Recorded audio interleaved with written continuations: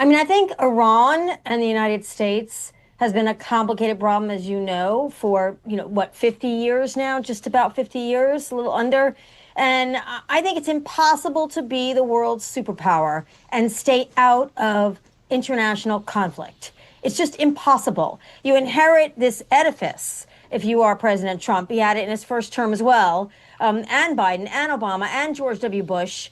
And, it's very hard to unpack that or dismantle that edifice. And that edifice is, frankly, the beacon of freedom. People can challenge that if they want. But, we are a country that since World War II enforces the international order. And even though Trump is pulling out of international organizations, we are still that country.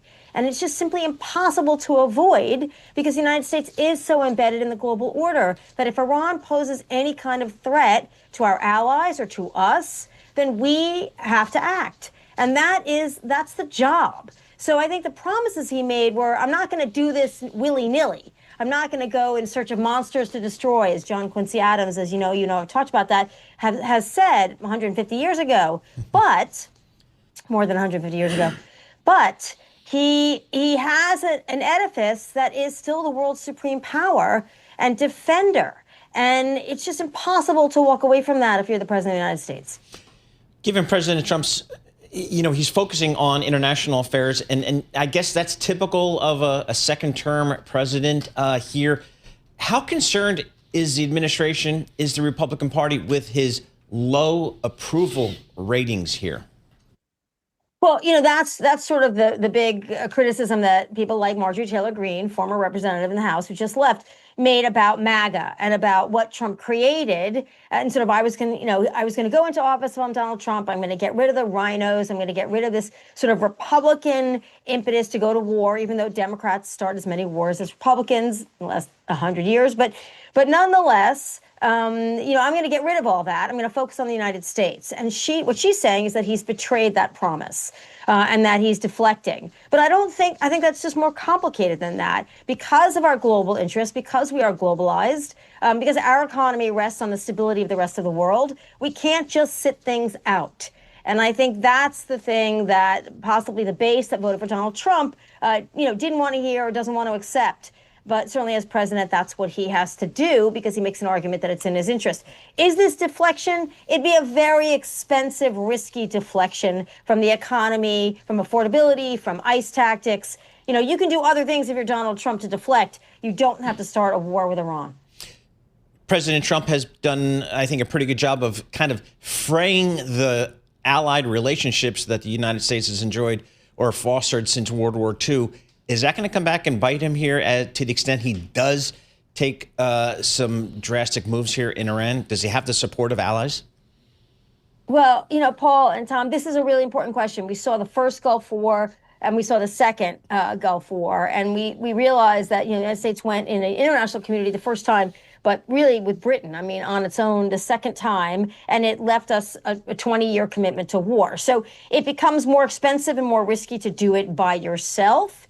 But, Trump had legitimate points about NATO. We can all agree they weren't paying their fair share of NATO and the United States was carrying the burden. And that was true. And I think you have to give the president credit for saying, look, you have to stand up for yourself. We're not going to be always able to shoulder the burdens as we speak. Paul, should we talk economics? Yeah, maybe we can do that. Let's digress from geopolitics for a moment. We do it with Wendy Schiller and greet all of you across the nation. Wendy, I'm reading the Morgan One volume on William McKinley. I'm ignorant on the period of the Gilded Age, and I'm, getting out. I'm trying to get forward to Grover Cleveland Alexander.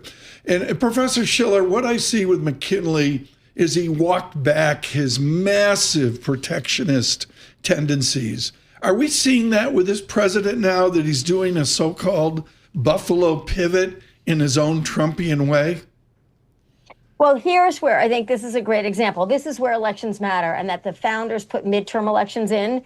And, that was supposedly a check on the House, really, mostly, because everybody in the House is up for re-election every 2 years. But it's really a check also on partisanship and on the shared party between the president and Congress.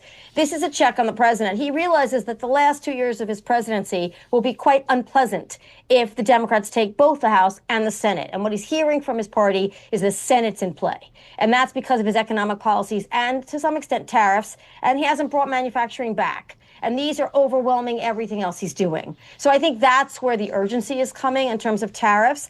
And of course, Grover Cleveland and Donald Trump share a very important commonality, right? They won, they lost, and they won again. McKinley, the McKinley bill, of 1889, as you well know, was the largest tariff protectionist bill pretty much in our history. And of course, by the time he becomes president, McKinley realizes that's not the way to run the rodeo. So I think this is what's happening at the same time. Things aren't kicking up in the economy, and he's hearing that he could lose the Senate, which will make life very difficult for Donald Trump. Quickly here, it's off your remit, but I know you're sneaking into class with the late, great William Poole or other great economists at Brown University.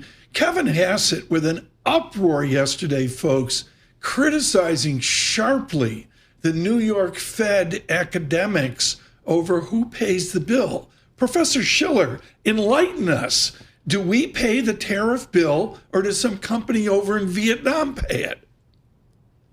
This is the thing about diffuse costs versus concentrated costs. This is the whole crux of the intersection between the economy and U.S. politics. When the costs are diffuse, it is harder to sort of get voters to pay attention. When they're concentrated, like I need a particular part to make another thing in the United States, and that part now costs 25% more, that hurts concentrated industries. And we are an economy that is so broad and diverse and service-oriented now that voters and most people don't feel it as acutely as concentrated industries. But the problem for the Republicans is that some of those concentrated industries are in states that have key elections this year. So that's where this intersection happens. But it's always the battle between diffuse costs and concentrated costs, particularly when it comes to trade politics.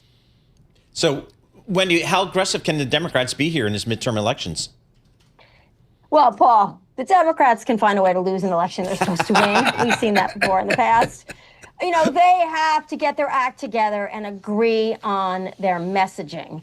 And now they've got a couple of things. One is overreach, but they have to move away from, democracy's failing. They're winning special elections all over the place. So in some ways, democracy is not failing them right now. They have to go zero in on core issues: healthcare, affordability, and individual security from the intrusion of the federal government. 3 issues. Bill Clinton always said you need 3. So George Bush had 3, George W. So they have to get their act together and decide this can't be a diverse, dispersed campaign for the Democrats. They have to zero in on a couple of issues.